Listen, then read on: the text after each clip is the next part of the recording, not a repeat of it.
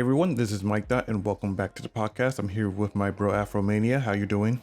No, I'm doing pretty good, brother. I'm doing well. Doing very, very well. How about yourself, man? I'm okay. So, anyway, like it's been Summer Game Fest pretty much come and gone with all the E3 style presentations. There was the Xbox gaming showcase. There was also the PC gaming show and a few other like showcases that have been happening through the week, and we would like to talk about that along with the results of Capcom's Super Election Survey. Has some very interesting results, pretty cool stuff. I guess the first thing we could talk about is the Xbox Gaming Showcase, and they had a lot of games to show off. Arguably, it was the best showcase in terms of just gaming because it didn't like spend a lot of time beating around the bush. It was just trailer after trailer after trailer. So overall, it had the best showcasing for a lot of people. A lot of the games don't appeal to me specifically, but I definitely a lot for other people to enjoy. So to get started, what things did you enjoy from the showcase? Other than the fact that Xbox kept on throwing Xbox Game Pass at me every 5 seconds. Every 5 seconds, yeah.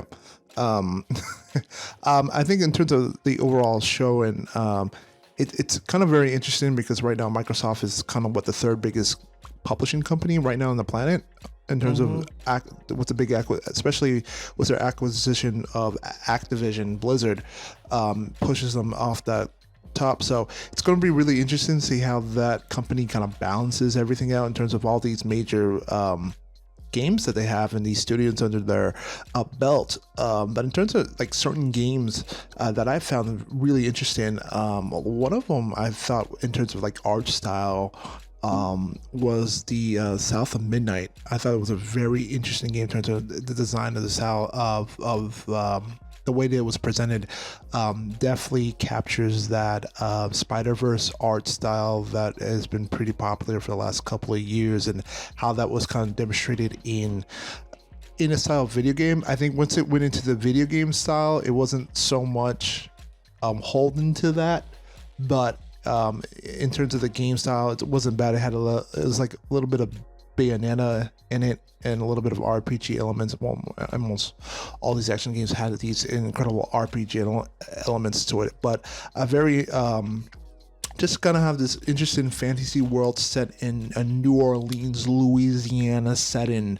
In terms of myth and storytelling, to me, I thought was a very interesting dynamic that I'm actually curious to see what Xbox does with that in terms of storytelling.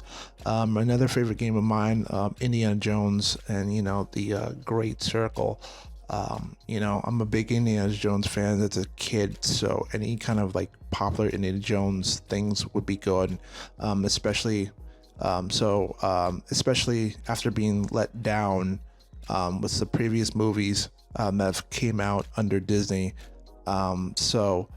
Looking at the game and how it was designed in terms of like the first person elements into it mixed in with the third person elements, and the story mode and element really feels like who's ever behind that really seems to be able to kind of capture the essence of Indiana Jones that hasn't been captured in the movies. So to me on that end, I look really forward to that.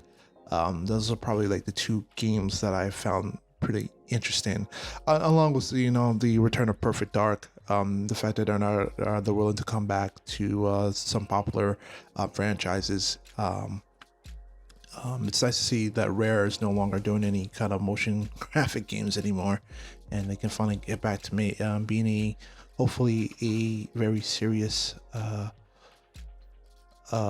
developer right now in Xbox camp. So to hear that a new Perfect Dark game, I think it's very thrilling to a lot of fans. So, and there were a lot of more other games too, but I don't want to keep on rambling. I want to give you some of the airtime, tell you what you thought about from the Xbox game show experience.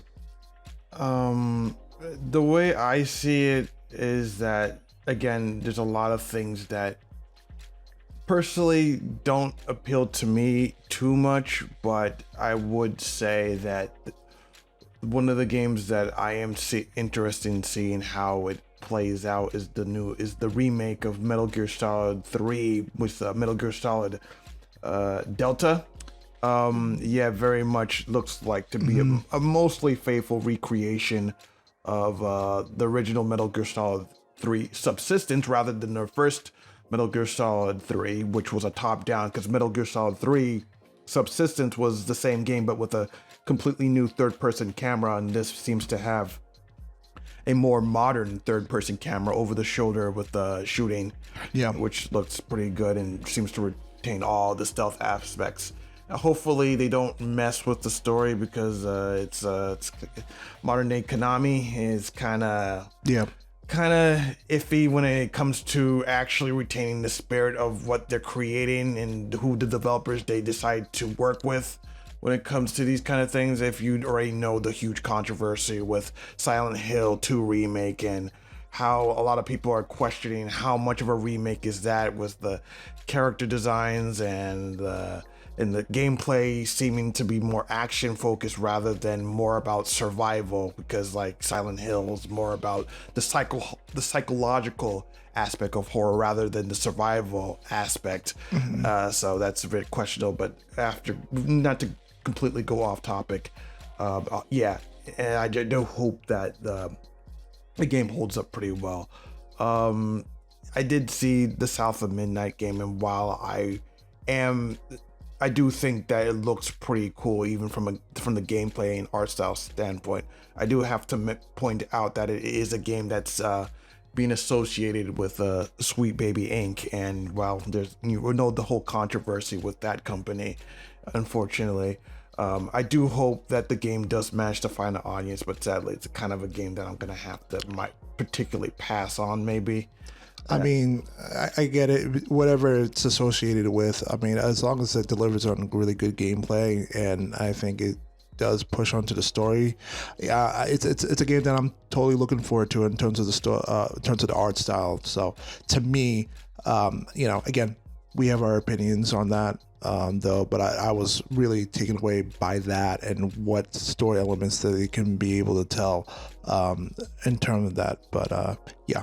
But what other games were you, other than that? I think was that pretty much it in terms of Xbox? Because I mean, there were a couple other cool ones too. I mean, obviously, some interesting ones. Doom, the new Doom game, Dark Ages, looks to be really great. I mean, I haven't touched Doom in years. Mostly a big fan of the original OG Doom for MS-DOS. I do play a little bit of GZ Doom every now and then, just to get some, just to play some cool mods like Brutal Doom and whatnot. But yeah, the Doom Dark Ages looks to be like a good follow up to Doom Eternal in terms of the brutality is still there, whatnot. And this time now you got like bladed shields, and you got like freaking robot mechs and dragons. It looks just crazy over the top. It looks good. As well as Gears of War E-Day, which I believe is a game that takes place after or during the events of Gears of War 2. It's a prelude. Yeah, so it seems to be. So I think it's a really good idea to go back to that time frame, because a lot of people were not crazy about Gears of War 4 and 5 with the direction that they went with that game. So focusing back on Marcus and his buddies seems to be a really good idea, as well as having a throwback to the first Gears of War trailer with the song, the Mad World song. It was a really good touch, so I do have some hopes. I just really hope they don't try to bait and switch people and have it starring Marcus and then bait and switch and then have another character. So yeah, they also showed off more of Mecha Break. That is a multi-platform game, but I'm looking forward to that because that's going to be on Steam. And it's a really fast-paced mecha action game that looks, again, I believe I mentioned this in the last video, the last podcast, but yeah, it looks very fast-paced. Reminds me of gameplay from Zone of the Enders or Virtual On, so it looks pretty cool. Yeah, everything else not too special in my eyes. It's just not something I'm too big. I mean, I could talk about some of the controversy that's going around with some of the games that were announced, but I think I'll hold my tongue on that one. Age of Mythology actually is one of my more favorite games because I was always big into Age of Empires back in the day growing up. So a big strategy game. I've always enjoyed the mythology elements of Greek and Egyptian and Norse gods battling each other. So that in fact that we're kind of getting a cool re-up addition to that. I think it's always been exciting. I think I'm really pumped up for that too. I think coming from Xbox Games Showcase along with that. Really into that, definitely for sure. Flight Simulator 2024 again. It's I just always kind of like the idea of being able to kind of, you know, I wouldn't say I'm afraid of heights, but but to kind of get that actual simulation to be able to fly these planes and stuff around there across America and even across the globe, for me. I think that's also, I've always found that really interesting and an awesome idea, because, you know, not everybody can afford money to go to flight school and stuff like that. So to be able to kind of get that flight simulator and to maybe spend like a couple $200, even though I know that's probably not not realistic. Right now for people's budgets right now though, but I think that's just the idea of Flight Simulator 2. I think to be able to experience flying different planes too, I've always had such an amazing infinity to that. I mean, I do agree. I have seen the gameplay of Flight Simulator 2024. I also see the gameplay of previous Flight Simulator games, and I think it is coming to a state where I definitely am a little intrigued about it, because not only is, like, you know, the flight simulation aspect really ramped up and really like fleshed out, but I think the biggest thing about that I'm interested in is that they are also fleshing out environments. So like, and that's a big thing, is that they always focus on how good the planes look and right now, but when you like fly low to the ground with your plane and then you see the environment, it looks very like very poly, low poly, and then like the map looks very blocky and not very like well usually textured. to kind of make up for the more stimulated part, I guess. That's why they were able to get away with it though. But with today's technology, I think you're able to kind of push it. Yeah, so it looks very, very, it's like the environments are going to be very detailed. So flying low, it's gonna actually look like you're flying over like an actual landmass rather than just a block of textures. So now in Flight Simulator 2, I would spend more time on flight than any other game. Like, did they mention where you'll be able to fly over some major like areas, or I'm not sure. I think the last one you were able to pick up you were able to take off many different airports around in the world, right? Yeah. Hopefully they'll be able to add that, expand on that. Yeah, that'd be great. I mean, You know. that'd be really good. From But yeah, that was mostly all the stuff that caught my eye. So another one, Expedition 33. I thought was really interesting in terms of its gameplay. I know it's turn-based, and I know it's not the biggest deal, but they were able, a little flashy, I admit though, but it was, I did appreciate a little bit of his style to it, where it kind of gave you the blend of very Eastern style Japanese games that you would find in a Kingdom Hearts style of gaming, or even with the current remake of Final Fantasy at the 7, but a little bit more of Eastern flair to it too. I thought that was I thought it looked pretty cool, and again, I haven't really played turn-based RPGs in a while though, but that had me a little bit intrigued with its style. very, very much so. Okay, like, I mean, I do remember seeing that vaguely, like, oh, there's like a turn-based. Yeah, it does have that JRPG like influence. I'm not sure, is the company like Western? I'm not too sure. But yeah, also a pretty cool one, I suppose. But again, yeah, that's all the games that caught my eye. Yeah, like you said, E-Day, Gears of War E-Day is very big. Like you said, the fact they're going back to a prelude, they're going back to the beginning, before the first Gears of War. I don't know if they really said anything about it disturbing the events of 4 and 5. I know, like you said, not every, it's got not great results too, but like you said, maybe taking it back and kind of calming everybody down for a little bit might be the best path for the Gears of War franchise. But the fact that I'm just kind of happy that we are getting a Gears of War franchise for a while, because we haven't had one. What was the last one to come out? You said 5 came out, what, 4 or 5 years ago? Yeah, I believe so. Around that time. So yeah, no. Overall, the Xbox ideally had a pretty strong showcase in terms of some games.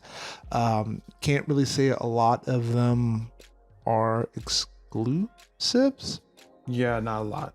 Like everything that you at least see there is obviously going to be a PC game, because that's either PC, and with the complications and the delicate relationship that they have to have with everybody else, in terms of with Activision's Black Ops and Minecraft playing some big roles on other consoles and systems too. So yeah, like every single game that you there is, it's going to be on PC.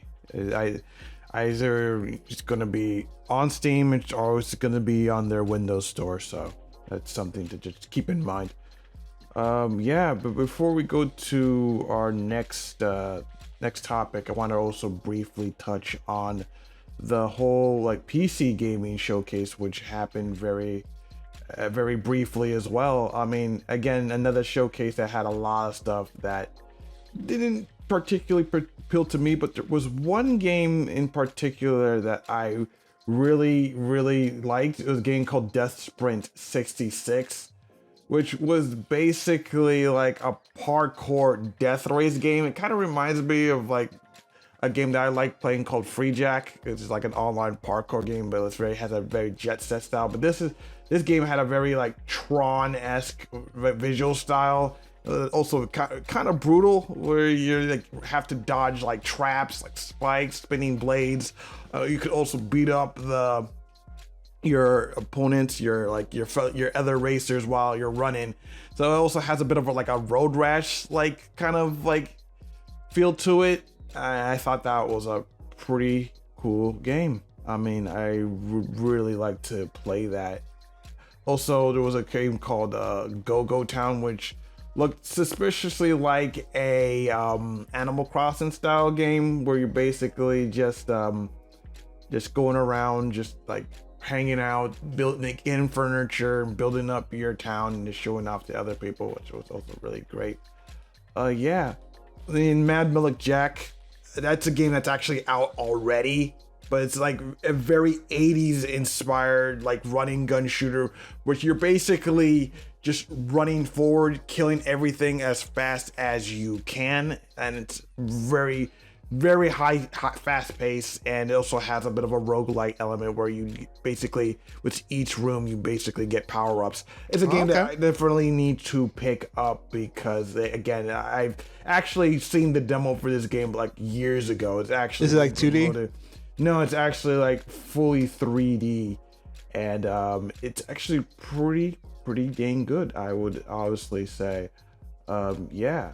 Oh yeah, there is one other big game that was revealed at the PC gaming show, which I'm actually surprised did not get revealed in other spots, and I just need to bring it up real quick.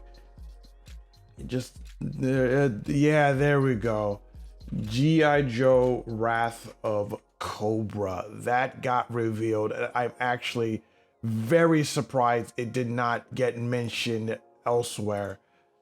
Sorry, just gotta put on pause real quick. But yeah, G.I. Joe Wrath of Cobra got revealed, and yeah, it's another one of those beat 'em ups. Yeah, that got revealed at the PC gaming show, and I'm surprised that didn't get revealed anywhere else, But yeah, Well, you know what? I think the GI Joe franchise has fallen a bit of hard times. It's probably not in the same level as like the Power Rangers Power or Rangers or Teenage Mutant Ninja Turtles yeah, right very much now. so. So, not shocking that they just said, yeah, give it the PC Gaming Show. They can have this one though. But no, I think that's cool that beat 'em up of GI Joe is available. A little bit of weird choice of genre, I'm gonna admit. I don't say it's too weird. I mean, maybe a shooter game. Yeah, you closer, you would think so. It'd go more military based game, or you know what? I think GI Joe would have been really cool, like in the form of a third person, like Gears of War type of game, where you're able to kind of have these, all these characters, especially unique abilities. I think would have been a more cooler way to go than just going back to being them up, which I thought was just kind of ironically weird. And this is also the same, also under the Hasbro name, right? Yeah, it's under Hasbro name. So they basically have two Hasbro games that are both beat 'em ups. Yeah, apparently this is under their retro arcade brand, which they seem to be Very focused on. That's kind of lazy. I don't think that's kind of lazy, but I do think they both look really good. No, don't get me wrong. I think they both look fun in their own unique ways. I just figured they could have. I think G.I. Joe could have been explored a little bit more better, like almost in a weird way of like a Black Ops in a strange way. Like it should have been some kind of military-ish shooter or something like that, or even like a strategic game for G.I. Joe. I would totally love to see them play that. Again, there's so much you can do with that franchise right now because it's kind of been a little bit in death's ears though. But hey, it's good that G.I. Joe is getting some kind of love right now in the gaming industry. I mean, yeah, very much so. But yeah, that's very much a lot of this. That's mostly what I caught my eye during the whole PC game. I mean, I guess I could also mention Killing Floor 3. I mean, I like the first Killing Floor a whole lot. I know Afro does too. He has some great memories of locking his friends up behind the wall because he made fun of him made fun of the guy. But so we go with Killing Floor 3. Yeah, it's apparently the series is still going. I mean, Killing Floor 2 didn't hold my interest too much. It felt like the whole gameplay of shooting gallery on massive zombie creatures didn't feel as impactful or as crazy.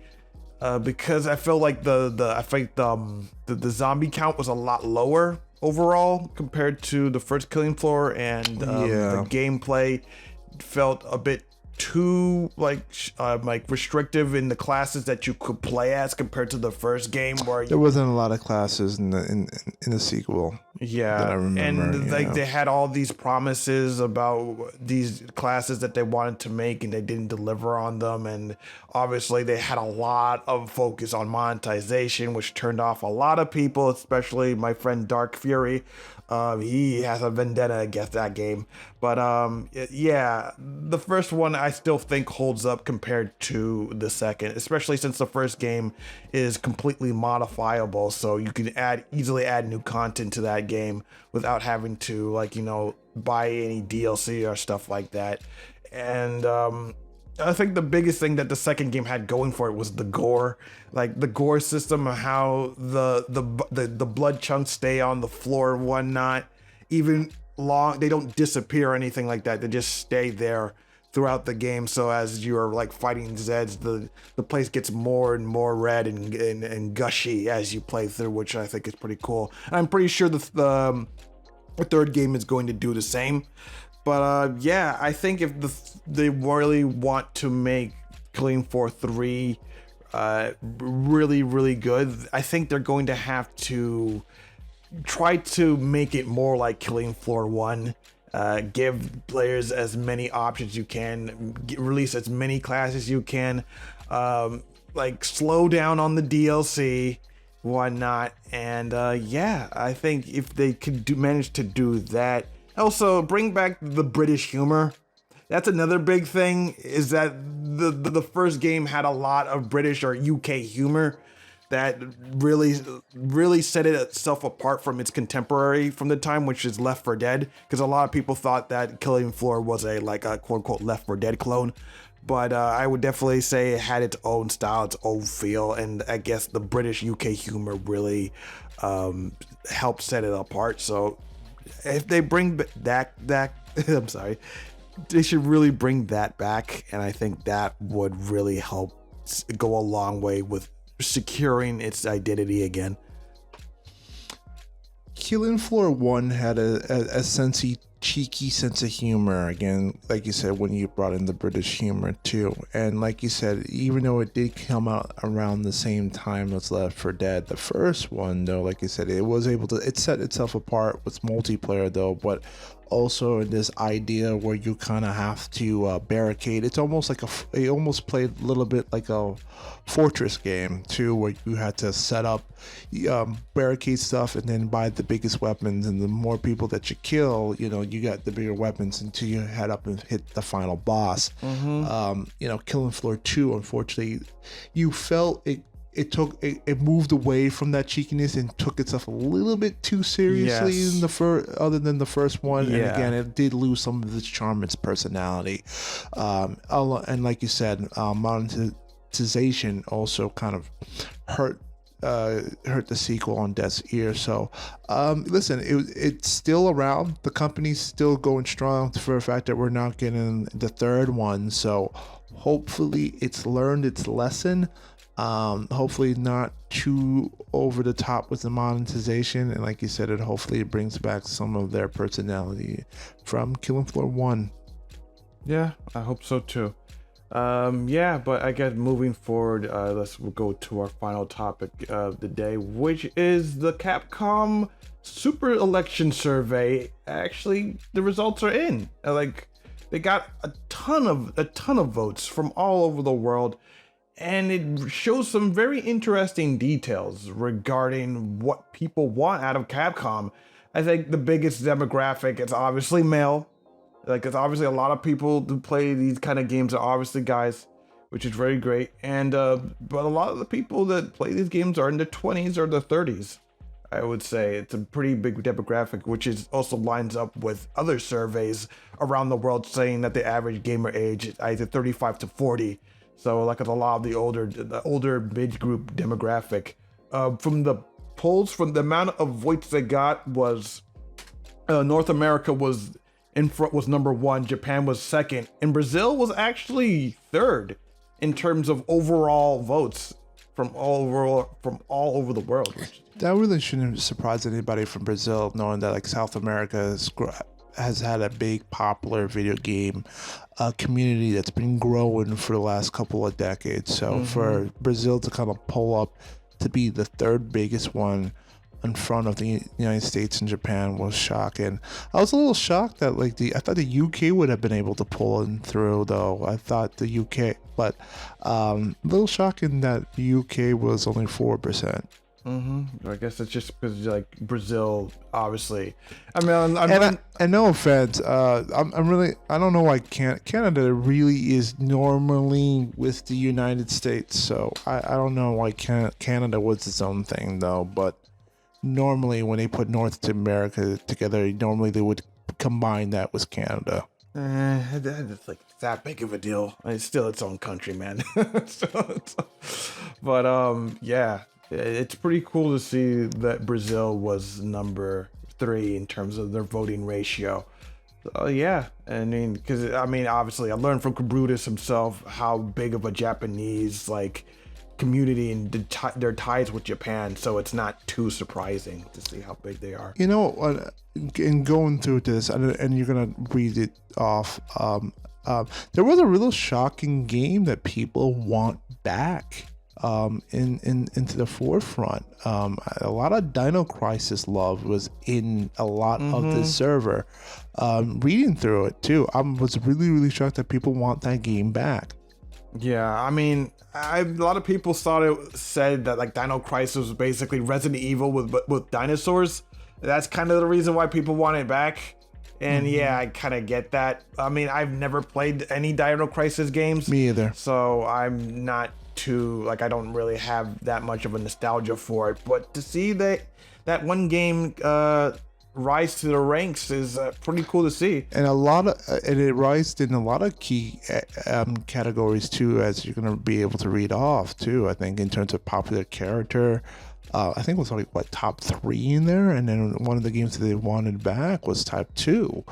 As you're gonna actually read off right now. I mean, yeah. So it's like the Capcom big games that people said they liked best. Number 1 was Devil May Cry 5. Number 2 was the first Dino Crisis game, and number 3 was the Resident Evil 4 remake. Pretty cool. I'm actually surprised that Monster Hunter World wasn't higher up on there, considering how much that game rose to popularity. But also to see Breath of Fire 3 in that ranking is also pretty surprising. It's an RPG series that has been dormant for years. I mean, the last time they tried to make a Breath of the Fire game, it was a mobile game, and it was universally panned. People absolutely hated it. And I'm not the biggest Breath of Fire fan. I played Breath of Fire 4. I nearly got to the finish line for that game, but I kind of just stopped playing. I don't know why. But yeah, and I kind of understand why people want that RPG series back, especially considering it stars a protagonist named Ryu, which I think would be funny if he brought back, because that'd be super confusing for, the Ryu that we all know from Street Fighter. I think that'd be really great. Ryu, I believe, and as you go through the list, I think they did a top 1,000. I think they made a poll of the 1,000 most top characters in Capcom. I think Ryu was top 20 for Breath of Fire. So yeah, I mean, which is very high for a character that's been dormant since the 90s. Yeah, I think the 2000s, because there was a Breath of Fire Dragon Quarter, and that started. But did that also star Ryu in that version? Yes, every Breath of Fire game stars a character named Ryu. Oh, yeah, so this is like almost... There's different iterations of Ryu, though. Okay. In each Breath of Fire game. But they're all named Ryu. But they're not connected. They just share the same name in different universes. Some visual similarities, but yeah, they are not directly connected, I would say. Okay. But yeah, to hear that, it's actually pretty cool. I mean, Virgil named number 4. I thought he would be right behind Dante, to be perfectly honest, because he is considered like the perfect rival, and many times he's antagonist. Yeah, the perfect rival to Dante. A lot of times, a lot of people consider him even more popular than Dante, considering how his cool demeanor, his moves, his attacks, and not to mention all the jokes and memes that surround the character, especially with him and his love of being motivated, as well as his white chair. It's kind of funny because I'm actually playing a game called Wuthering Waves, and there's actually a Devil May Cry Virgil meme in the game, and I thought that was kind of funny. But it's pretty cool to see all these characters. Also, another popular character being Mega Man and Zero also up there, along with Phoenix Wright and Amaterasu from Okami. So yeah, a lot of pretty cool characters in that regard. And again, Regina, top 9. Yeah, Regina, from Dino Crisis. It really kind of goes to show you that there is a love for Dino Crisis, and it honestly, it really was kind of weird how Capcom had never really tried to even go back to that IP, because they both came out at the same time. Like while Resident Evil was coming up, Dino Crisis came up right under it. So it was a little shocking that Capcom never even at least explored the idea of a Dino Crisis remake in some form of way. Well, yeah, very much so. I mean, there was this game that Capcom released a year ago called Exoprimal, which is like a Overwatch style hero shooter with dinosaurs, and a lot of people were expecting that game to have some ties to Dino Crisis, but it didn't. But that being said, now that they have this poll and they have these results, I wouldn't be surprised if they do some kind of Dino Crisis like crossover or prelude into a Dino Crisis game in that game. With that being said, yeah, and that's actually a great point. With all this information that's gathered, how confident do you feel that Capcom is going to act on the information that's been given? Do you feel like there's actually going to be real substance that's going to come from it? Or do you feel like, okay, listen, we just want to throw out this survey, we just want to show that we're goodwill, that we're actually trying to progress some things though, but it really isn't going to make out anything of it. What is your confidence level, if I were to say from 1 to 10, that a majority of the things that have been mentioned into the survey will be acted upon? I would say 6 out of 10, simply because obviously they put this survey out for a reason, and they ask very specific questions of how you feel that Capcom is doing as a company. So you kind of don't just throw out questions like that and not expect to reflect on that as a company. So I do feel that they will try to work something out with the direction of the company moving forward. That being said, a lot of companies do surveys like this a lot, and a lot doesn't come from it, but this is Capcom. They have gone through so many ups and downs as a company, learning from mistakes, as well as making new mistakes that no one in the industry has ever done before. With the whole, let's westernize the gaming industry. Let's westernize all of our games. That era of Capcom, which so many people hated before they decided to go back to classic Japanese Capcom. So yeah, I do think that they are at least going to try to do something with this survey. But anyway, moving on to some of the other things that they mentioned, what people want from Capcom games is, number one, obviously cool gameplay. That's king.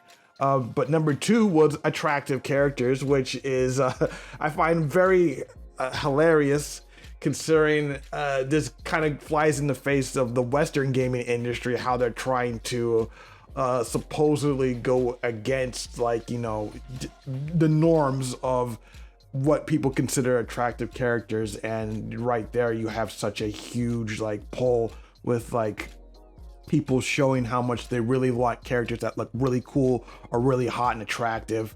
And then the number three was just cool storylines.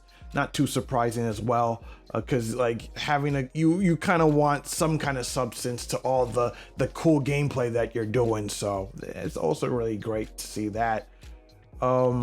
Yeah. Now with the top 10 too, it's very it differs between what actually not so much too. I think both Japan also said unique and attractive characters as the number one reason in Japan. Number two is worldwide though, but I think where things kind of change up for the third one was depth of repeat play and unpredictable and exciting storylines for the world, for the third one too. Where I in terms of your ranking, I guess we'll say your top three. What was your top three in terms of what you wanted for Capcom in that particular category? The only thing I 1 and 2 is basically what I would also want. The only thing I would really switch between is for number 3 is memorable and moving background music, because I do feel that music is the most,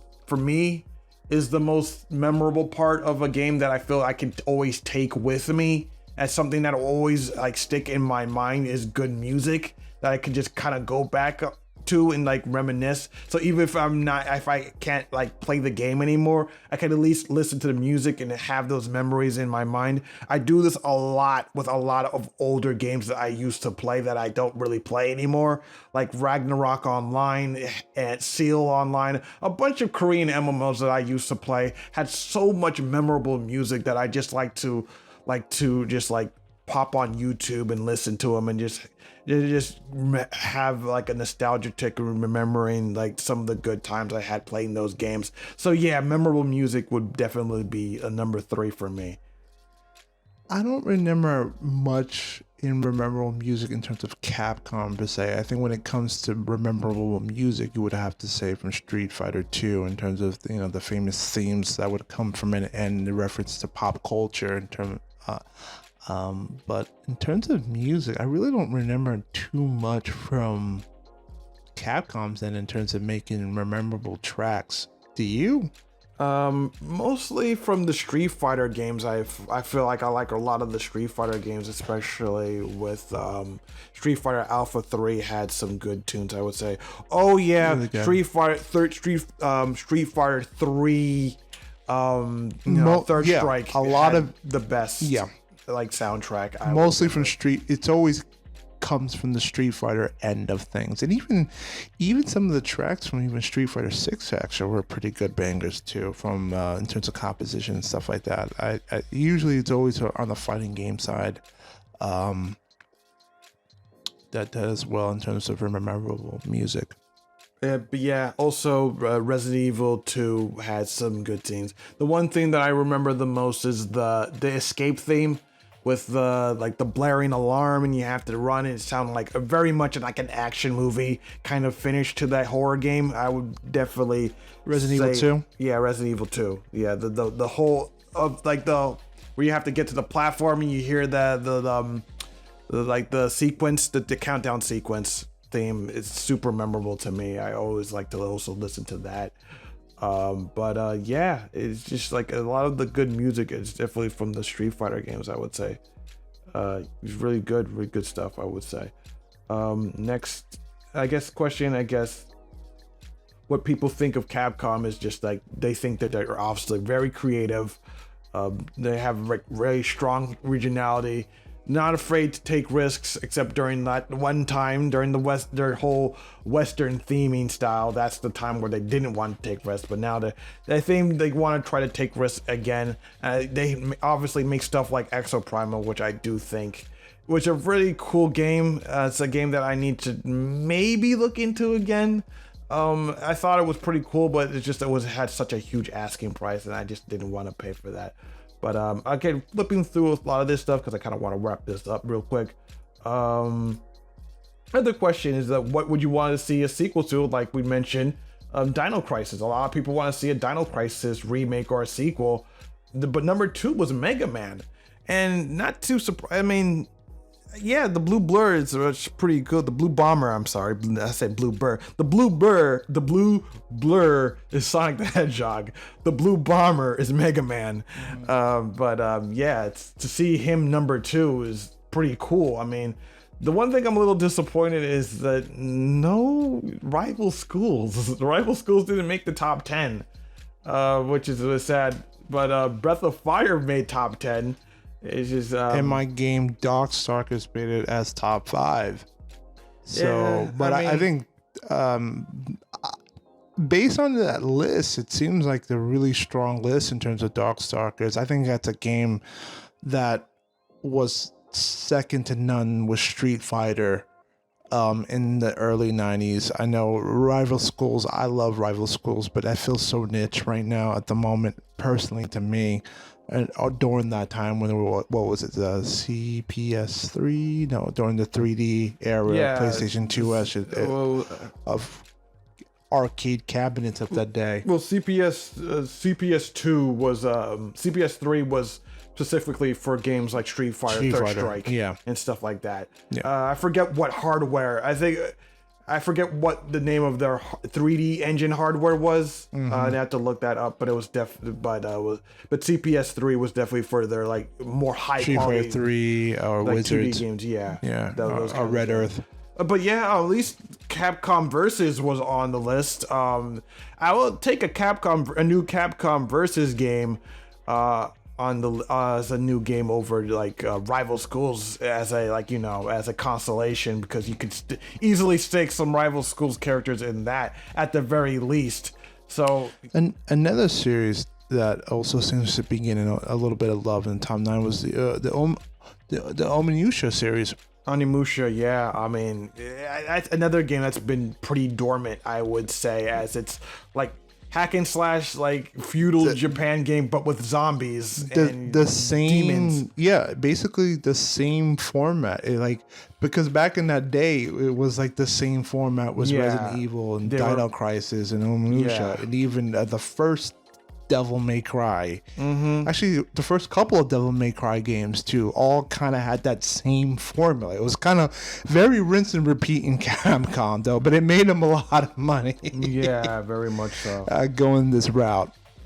But yeah, I'm gonna actually kind of like fire through this because I kind of want to wrap this up. But yeah. Oh, yeah, okay, number 6. Yeah, oh wait, never mind. I would say, okay, like Rival Schools did make a list as number 5. Apparently, I didn't notice that. I thought it was completely snubbed, but nah. That being said, the number 1 like voted game was not is quote unquote not in here. So a lot of that could be anything really. So many other games, and Capcom's library could be a game that people want to see. That's very odd. Yeah, that's very odd for it to be number 1. It's just not in here, which means that could be anybody's pick. Freaking that like robots, like freaking like what's that one game, like it's like Metabots or something like that. It could be Metabots or Cyberbots. Yeah, Cyberbots was the name of the game. It could be a game like that. They could bring that back. Or Capcom Sports Club. I mean, I wouldn't mind it. That wouldn't be too bad to bring a Capcom Sports Club game. I mean, I enjoyed that game, especially the basketball segment. Going up against Golden New York, Golden USA. Golden USA. Well, who are the players that you put as Golden USA? No clue. It was they were all like Dirk Nowitzki, maybe Dirk Nowitzki. I would say it would be Jason. It would be Jason Kidd, and then Michael Jordan. I would say as Golden USA. No, because they were all Caucasian at the end. Oh, were they? There were no brothers in that. You were the brother team in the USA. Playing against white folks. That's why it was like Larry Bird, Dirk Nowitzki. I don't really remember though. I mean, they were just overpowered. They were overpowered as fuck. They would just psycho dunk on you every 5 seconds. Like they always were able to retrieve their like stamina double the speed than you did. So like. Yeah. Like Golden USA was just so freaking overpowered. Like, man, jeez. Anyway, I don't want to recap that. The nightmares. Okay, moving on. But yeah, it's just like a lot of games that just a lot of people want to see come back, and it comes to like Capcom. And yeah, I guess one of the biggest things that people have a complaint when it comes to Capcom is that they need to reboot a lot of their IPs. I mean, and yeah, I would have to agree with them, very much so. And there's just one of the last questions says like, will you consider you supporting Capcom going forward? Obviously, a lot of people are gonna say yes, but me, I actually said it depends on how Capcom behaves, because like, yeah, Capcom has had a weird history. You know, on that when it got more into the 2000s, it's when they really started going to the monetization route of their gamings that really started to turn people off. So for Capcom to have that, to put that in there, I guess it kind of does show that there is some new blood that is very aware of the actions that were taken back in the past. So, and I think they want to hopefully not repeat those same actions in the future. So at least they're self-aware of that, of their history. Yep, very much so. And well, anyway, I'm gonna link the survey in the description, so you can all check out the results for yourself, and you could see the games that people voted on and all that cool stuff. And you know what, before we end, I think I have one more question I want to ask you too. Were there anything that you felt shocking that was off the list, or there was anything that you weren't, like, again, I don't really have anything that's too shocking, but I was out of curiosity. Was there anything that kind of threw you off? Like, I'm shocked that they didn't make it on the list, or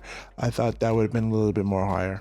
Like I said, I thought that Monster Hunter would be a bit more higher on the list, considering how popular Monster Hunter has grown in the series. And I did see Monster Hunter several times throughout the survey, but not a lot of them were near like number one, which again I thought was a bit surprising. But they cracked top 10. Yeah, a lot of them did crack top 10s. But I just like, considering how much Monster Hunter, especially Monster Hunter World, only became their best-selling Monster Hunter game in this series, it became their best-selling Capcom title of all time. So I figured that would be a lot bigger than a lot of these other Capcom titles. But I guess because Monster Hunter, since it broke new ground with Monster Hunter World, so I guess it's still a bit fresh compared to a lot of these older games that have been around for decades. So. Yeah.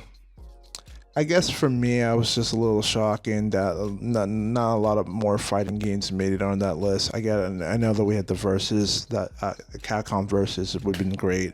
Rivals, I'm shocked that even Rival Schools actually made it that list, and Darkstalkers too. But I thought a couple other ones would have made it, like that Classic game, or even a Red Earth, or New Red Earth Wizards games would have been totally bomb though. But I guess in terms of like Capcom's fighting identity, those are the kind of all the games that you kind of relate to though. But I guess maybe in my mind, I remember that Capcom made more fighting games than I thought they did. I don't know, but that's just me on that. And I thought maybe a little bit more representation of fighter, or more of those beat 'em up games too. I think they were very big in the beat 'em up category. So yeah, they'll shock on that. But anyway, that's the end of this video. Tell us what you thought about all the games that we discussed today. Let us know in the comment section below. Please rate, comment, and subscribe. I'm Mikedot with Afromania, and we are saying peace. Take care.